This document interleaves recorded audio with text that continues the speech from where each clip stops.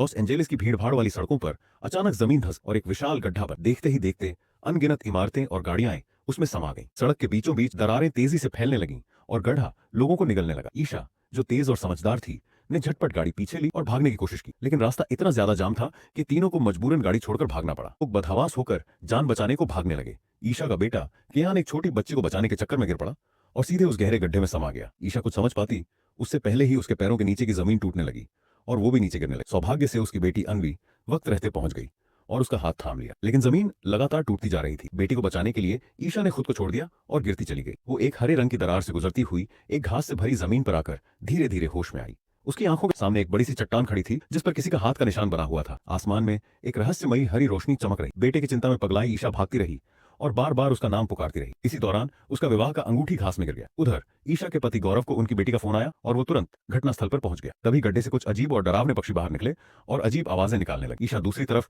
फूलों के मैदान और पार्क की बेंचों को पार करती हुई एक व्यक्ति से मिली जिसका नाम रणवीर था। रणवीर पूरी तरह से घबराया हुआ लग रहा था। तभी ईशा ने थोड़ी दूर सफेद धुआं उठता देखा और वो उस दिशा में दौड़ पड़ी। उसे पता चला कि जो कुछ भी गड्ढे में गिरा था सब कुछ यही है।